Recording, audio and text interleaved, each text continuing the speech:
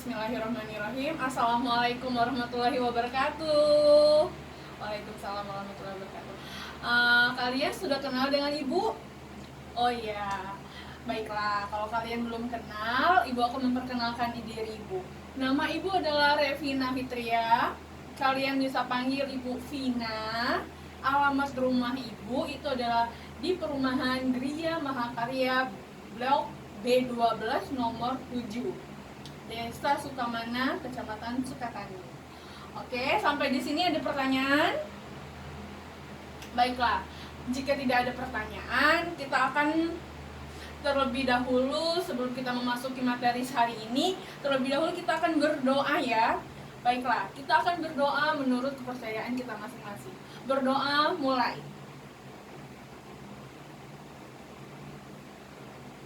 Berdoa selesai. Hari ini ada yang tidak masuk. Oh, ada yang tidak masuk. Siapa yang tidak masuk hari ini? Rian. Kenapa Rian tidak masuk? Ada yang tahu kenapa Rian tidak masuk? Rian sakit. Sudah berapa hari Rian sakit? Baru hari ini. Baiklah, kalau gitu kita doakan supaya Rian cepat sembuh, bisa berkumpul bersama kita belajar di ruangan ini.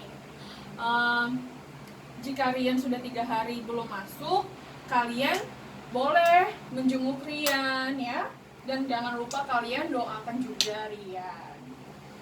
Ada yang ingat pelajaran kita minggu lalu, teman-teman?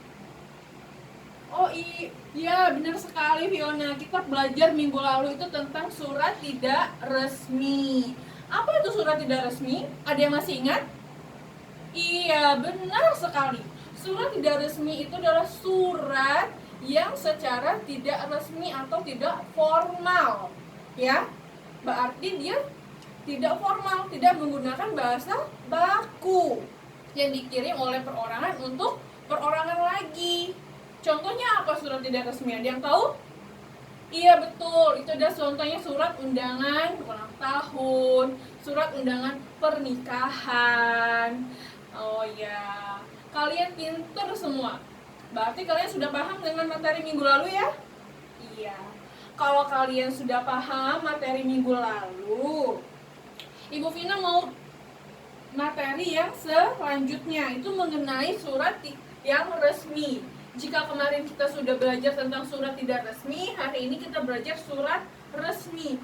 Berarti kalau surat resmi itu apa? Surat yang tadi yang tidak resmi tadi dia itu tidak formal, berarti kalau surat resmi formal. Iya benar, surat resmi itu adalah surat yang formal. Menggunakannya bahasanya baku, disusunnya dengan bahasa yang EYD, ejaannya yang harus yang sesuai, ya, paham? Perbedaan surat tidak resmi dan surat tidak resmi? Iya, surat resmi itu surat yang sering dipakai untuk berbagai kebutuhan. Misalnya baik personal maupun organisasi atau instansi sebagai apa? Alat komunikasi, ya, alat komunikasi. Tetapi sekarang sudah ada Bu surat yang menggunakan email, ya, itu adalah namanya surat elektronik, ya kan, paham? Itu surat bukannya Bu email, itu termasuk surat. Tetapi walaupun sekarang teknologi sudah canggih, kita tetap menggunakan surat yang menggunakan print out. Kenapa? Ada yang tahu alasannya? Iya benar sekali, kalian pinter semuanya. Karena itu untuk pertanggungjawaban, ada buktinya, otentiknya, dikirim oleh perusahaan ini kepada seseorang di sini, ya. Atau dari sekolah, dari kepala sekolah kalian mengirim surat untuk orang tua kalian, undangan misalnya menghadiri rapat atau undangan silaturahmi, ya. Paham ya antara surat resmi dan tidak resmi? Iya. Surat tidak resmi tadi dia tidak punya kekuatan hukumnya, ya. Karena apa? Dia hanya seorang dari perorangan untuk orang lain. Bahasanya pun tidak menggunakan bahasa baku, tidak ada aturannya. Sesuka-suka aja kita menggunakan bahasanya seperti apa. Ya, berbeda dengan surat resmi. Sampai di sini paham ya? Paham? Ya. Selanjutnya, kita masuk ke selanjutnya. Itu adalah sejenis surat ya. Sudah dibahas tadi, ada dua jenis surat, surat resmi dan surat tidak resmi.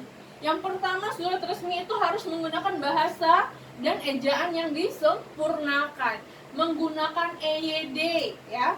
Semuanya sudah diatur di dalam EYD, menggunakan huruf kapital, tanda bacanya harus sesuai ya. Paham kan EYD ya? Terus yang kedua, dibuat dengan bahasa yang singkat, padat, efektif, serta mudah dimengerti. Mengapa kita menggunakan bahasa singkat, padat, efektif, dan mudah dimengerti? Supaya pembaca tadi tidak mudah gampang mengerti apa maksud dari yang membuat dari surat tadi ya, sehingga tidak menimbulkan pertanyaan-pertanyaan ya. Tidak menggunakan bahasa implisit, tetapi menggunakan bahasa eksplisit. Apa itu bahasa implisit dan bahasa eksplisit? Ada yang tahu? Iya, pinter sekali. Bahasa implisit itu bahasanya menggunakan secara tidak langsung ya. Jadi apa? Pembacanya bingung. Apa ya maksud dari isi surat ini? Tetapi kita harus menggunakan bahasa yang eksplisit. Bahasanya tuh harus jelas ya, tadi harus jelas, padat, sehingga pembacanya tidak menimbulkan pertanyaan. Harus menggunakan bahasanya tuh secara langsung, tidak bertele-tele ya. Menggunakan kop surat. Kop surat, apa itu kop surat? Ada yang tahu kop surat?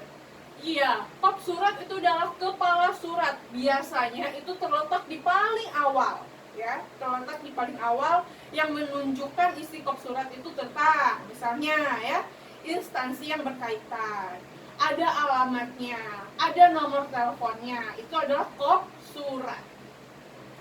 Selalu dicantumkan nomor surat, perihal, tanggal, alamat tujuan, dan lampiran jika ada.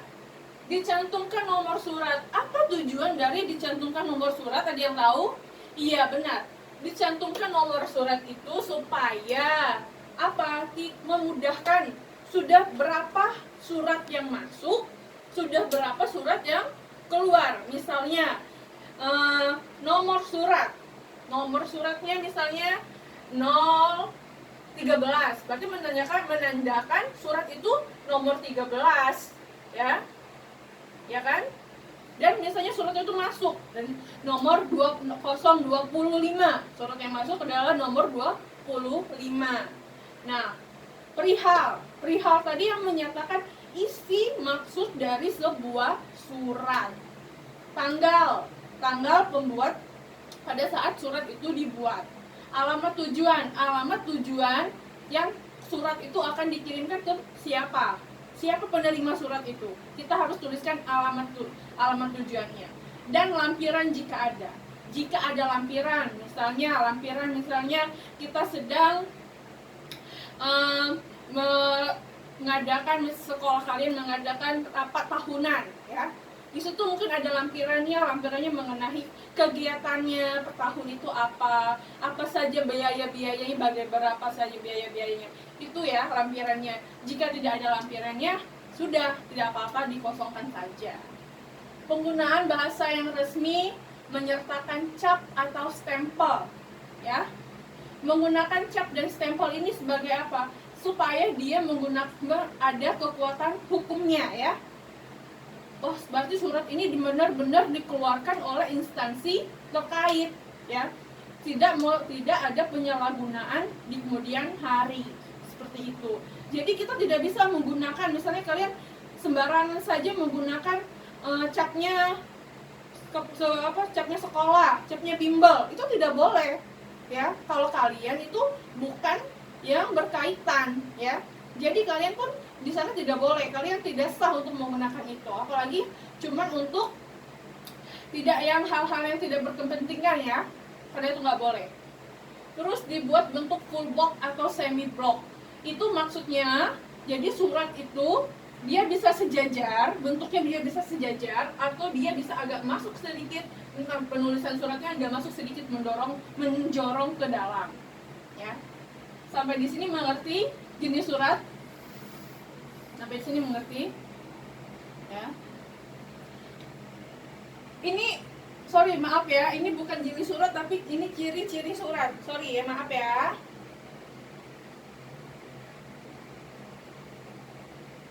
Ini ciri-ciri surat.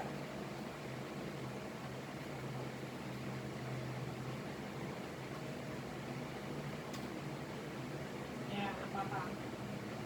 Nah, benar sekali. Terima kasih ya sudah dibetulkan, ya benar. Ini ada ciri-ciri surat, bukan jenis surat. Ya. Kalau surat tidak resmi tadi sudah kita bahas ya pada minggu lalu ya. Ibu hanya mengingatkan kalian supaya tidak lupa. Surat yang pertama, surat tidak resmi, surat yang digunakan dalam situasi yang tidak resmi. Maksudnya tadi situasi yang tidak formal ya. Dan yang kedua, situasi tidak resmi yaitu seperti untuk keperluan pertemuan atau persaudaraan. Tadi seperti kita misalnya mengundang ulang tahun, mengundang pernikahan, mengundang misalnya kita arisan keluarga ya, seperti itu ya, paham?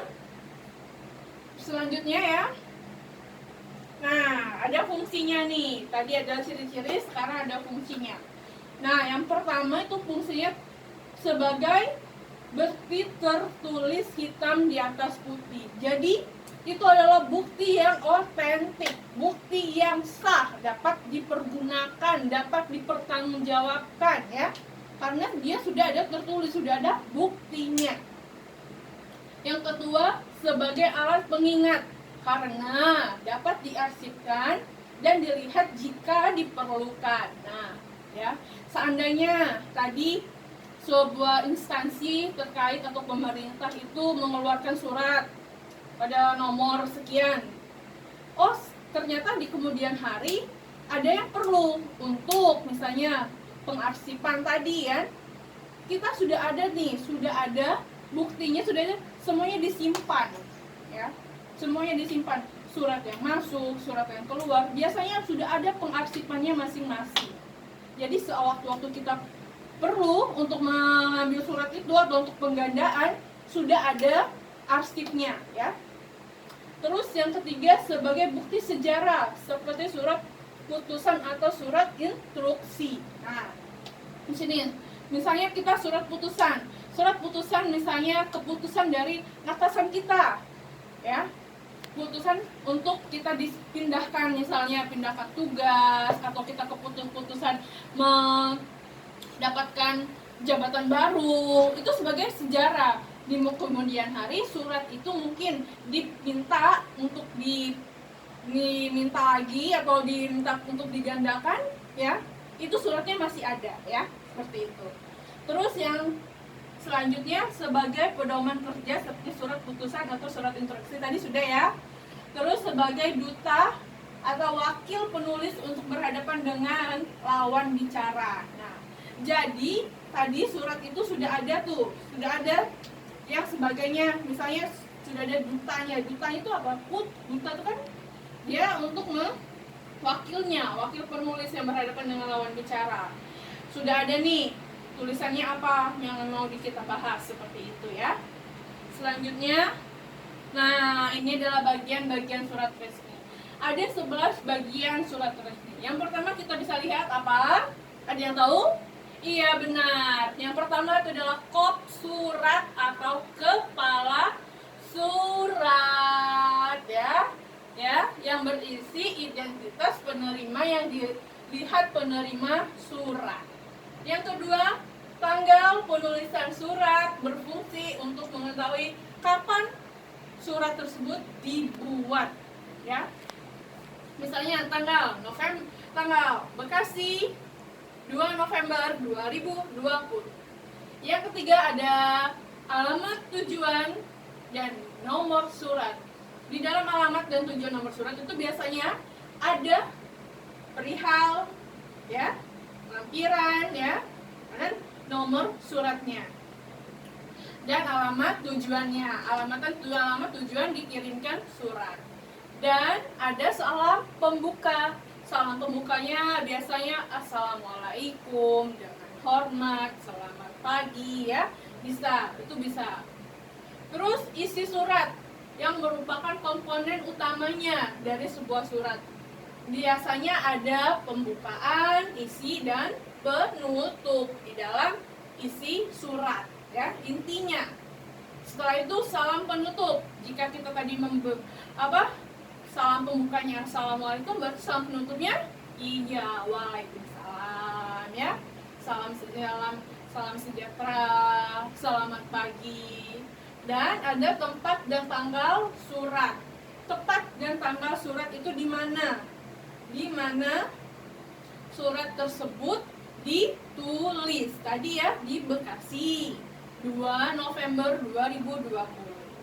Dan nama, tanda tangan, penanggung jawab, siapa namanya yang bertanggung jawab atas surat tersebut. Jangan lupa diberi tanda tangan. Setelah diberi tanda tangan, kita beri stempel atau diberi cap.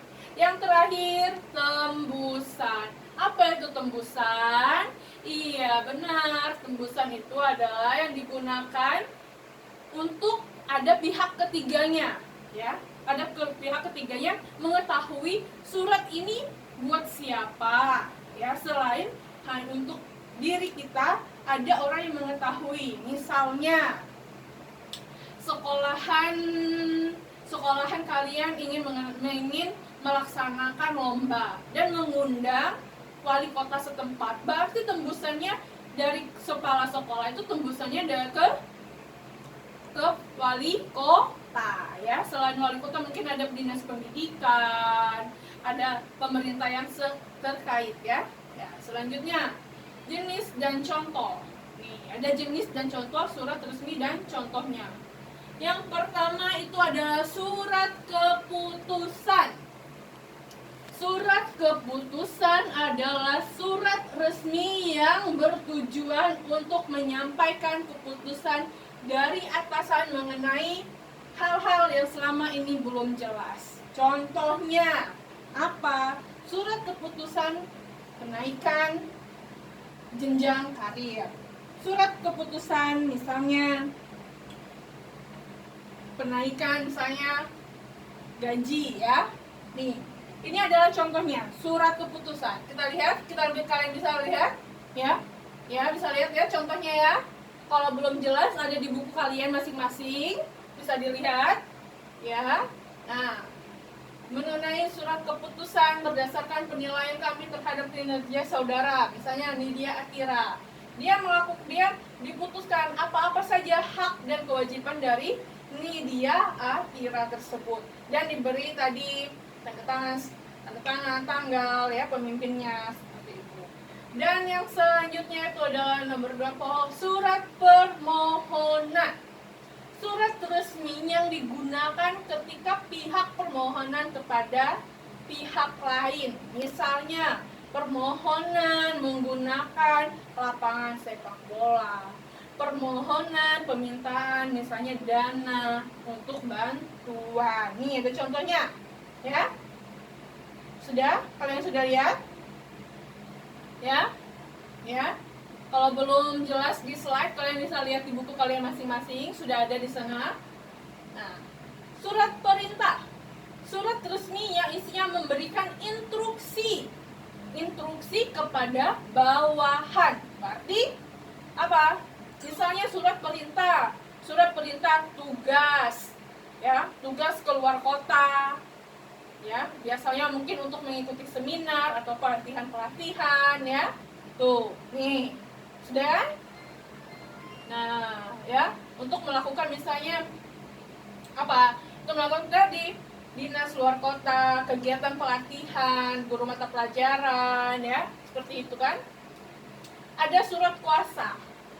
Nah, ini dengan contohnya. Surat kuasa adalah surat resmi yang isinya memberikan kuasa atau wewenang kepada pihak lain.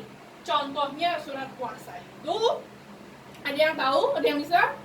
Iya, surat kuasa itu ada misalnya kuasanya memberikan misalnya pengambilan uang di bank, surat kuasa untuk surat menyurat hal yang penting, ya. Ini adalah contoh surat kuasanya, ya. Ya, udah. Surat kuasanya, udah. Selanjutnya, surat panggilan atau undangan. Jenis surat resmi yang digunakan untuk memanggil, ya, atau mengundang seseorang untuk keperluan tertentu, ya. Mengundang, misalnya ada undangan sebuah tadi undangan rapat, ya, seperti itu, ya, kepada wali murid, atau undangan memanggil dari untuk orang tua tadi, ya. Surat edaran adalah surat resmi yang dibuat dan ditunjukkan kepada kalangan tertentu di mana isinya pemberitahuan kegiatan atau hal-hal tertentu. Contohnya surat edaran cuti, ya. Surat edaran hari raya, libur hari raya, ya. Tuh, surat edaran ini acara kapan dilaksanakannya, ya, paham? Nah, ini ada contoh soal. Tadi sampai di sini ada pertanyaan? Sudah jelas apa itu surat resmi? Ciri-cirinya, jenis-jenis surat resmi. Sudah paham? Ya. Kalau sudah paham, kita akan mengerjakan contoh soal ini bersama-sama. Yang pertama, surat yang dikirimkan kepada satu atau beberapa orang untuk menjalankan tugas tertentu oleh instansi, organisasi, atau perusahaan disebut surat apa? Ada yang tahu? Apa? Permohonan yang menjalankan tugas. Jadi surat tugas. Iya, benar. Surat tugas. Yang kedua, bahasa yang digunakan pada surat dinas bersifat apa tadi? Surat formal. Kalau non formal itu untuk surat tidak resmi. Surat resmi juga termasuk surat dinas. Nah, yang selanjutnya, atas perhatian warga masyarakat Jogja dan sekitarnya, kami ucapkan terima kasih. Penggalan surat dinas tersebut merupakan bagian unsur apa? Ya, yang B, penutup surat. Selanjutnya, surat yang dikirimkan oleh instansi, organisasi,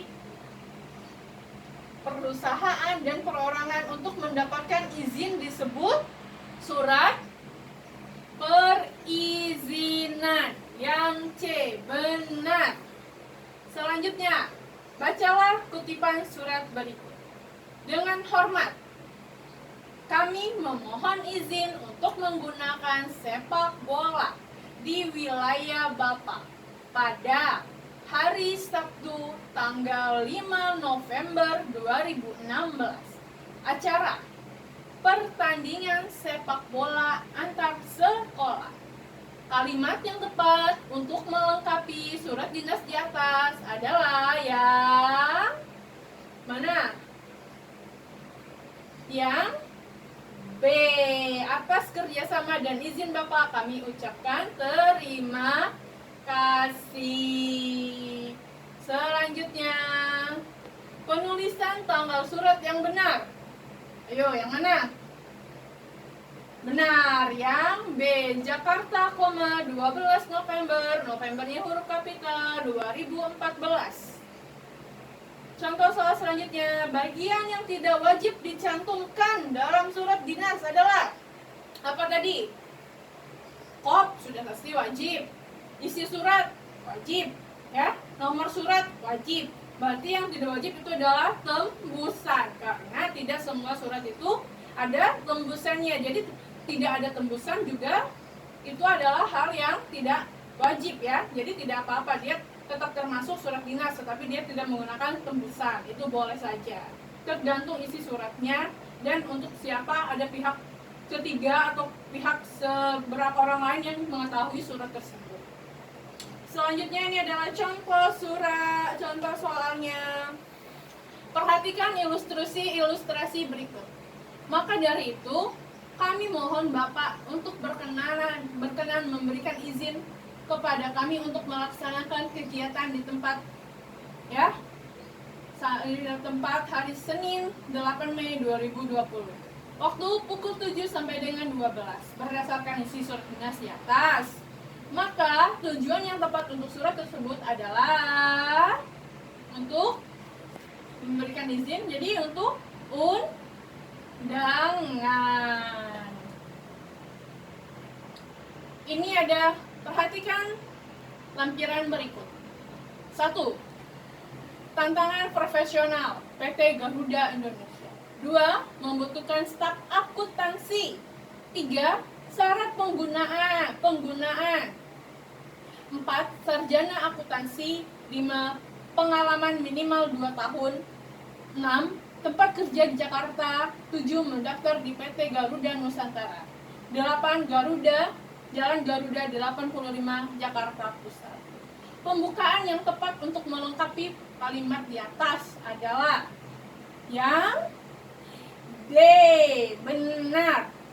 Berdasarkan posisi yang akan diiklankan untuk akuntansi, saya akan mengajukan aplikasi untuk mengisi posisi tersebut. Ya, yang selanjutnya, perhatikan kalimat di bawah ini. Kami tidak menerima karena mencari posisi. Perbaikan kalimat surat lamaran yang di atas yang sopan adalah yang B, sayang sekali ya. Saat ini tidak dapat menerima Anda karena posisi yang Anda minta penuh. Atau yang D, sayangnya kami saat ini tidak dapat menerima Anda karena posisi yang Anda minta telah terisi. Yang mana? Ya, yang lebih tepat itu adalah yang D. Nah, sampai di sini ada pertanyaan? Tidak ada? Paham? Paham semuanya? Ya. Kalau begitu, kita cukupkan pelajaran hari ini. Dan jika kalian tidak ada pertanyaan, kalian kerjakan tugas untuk kalian di rumah halaman 110 ya. Udah? Ya, itu dikerjakan. Oke, kiranya sampai di sini pelajaran kita hari ini. Ibu Vina cukupkan sampai di sini ya. Jika kalian tidak ada pertanyaan, maka Ibu akhiri. Assalamualaikum warahmatullahi wabarakatuh. Sebelumnya kita berdoa terlebih dahulu. Berdoa mulai. Selesai. Ya? Tidak ada lagi pertanyaan ya? Sampai di sini ya. Sampai jumpa di pertemuan kita selanjutnya.